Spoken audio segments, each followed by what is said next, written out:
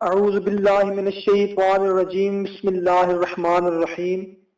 السلام علیکم میرے بھائیوں اور میری بہنوں، ہیلتھ اسلام چینل میں آپ کو خوش آمدید کہتے ہیں اور امید کرتے ہیں کہ آپ سب لوگ اللہ تعالیٰ کے فضل و کرم سے خیریت سے ہوں گے اور خوشحال زندگی گزار رہے ہوں گے، اور دعا کرتے ہیں کہ اللہ تعالیٰ ہم سب کے نیک اور جائز مقاصد پورے فرمائے اور دکھ تکلیف دور فرمائے اور ہمیں 5 وقت کی نماز کے ساتھ قرآن پاک پڑھنے کی بھی توفیق عطا فرمائے، آمین۔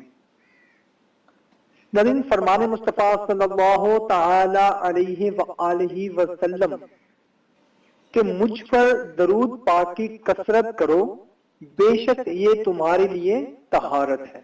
سبحان اللہ۔ تو ناظرین، آئے حصول برکت کے لیے ایک دفعہ ہم بھی حضور نبی کریم صلی اللہ علیہ وسلم کی بارگاہ میں درود پاک کا نذرانہ پیش کرتے ہیں۔ میری بہنوں اور میرے بھائیوں، بسا اوقات قبولیت دعا کی تاخیر میں کافی مصلحتیں بھی ہوتی ہیں جو ہماری سمجھ میں نہیں آتی۔ حضور سراپا نور فیض گنجور صلی اللہ تعالی علیہ وسلم کا فرمان عظمت نشان ہے کہ جب اللہ عز و جل کا کوئی پیارا دعا کرتا ہے تو اللہ تعالیٰ جبرائیل علیہ السلام سے ارشاد فرماتا ہے، ٹھہرو، ابھی نہ دو تاکہ پھر مانگے کہ مجھ کو اس کی آواز پسند ہے۔ سبحان اللہ۔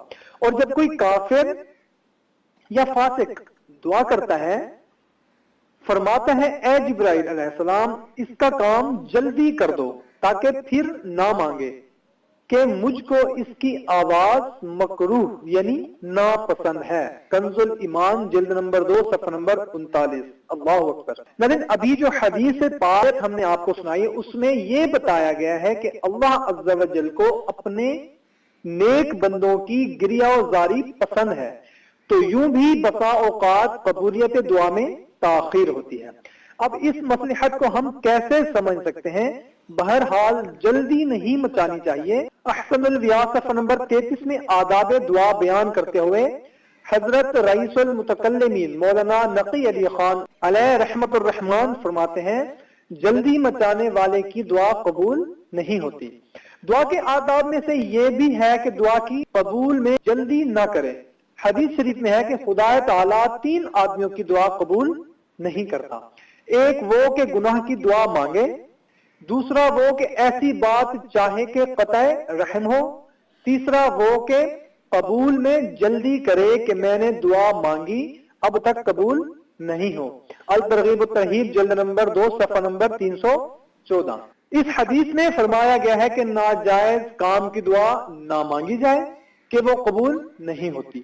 کسی رشتہ دار کا حق ضائع ہوتا ہو ایسی دعا بھی نہ مانگے، اور دعا کی قبولیت کے لیے جلدی بھی نہ کریں ورنہ دعا قبول نہیں کی جائے گی۔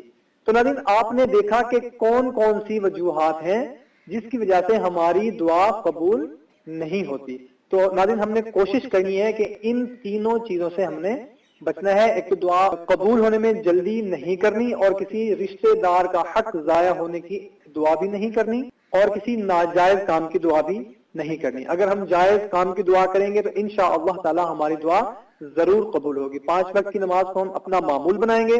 اور ناظرین، آپ ہمیں اپنا نام کمنٹ کریں، یا اگر اپنا نام کمنٹ نہیں کرنا چاہتے تو ماشاءاللہ، جزاک اللہ، سبحان اللہ کچھ بھی لکھ دیں۔ آپ بھی دعا کریں، ہم بھی دعا کریں گے، اور 5 وقت کی نماز کو اپنا معمول بنائیں۔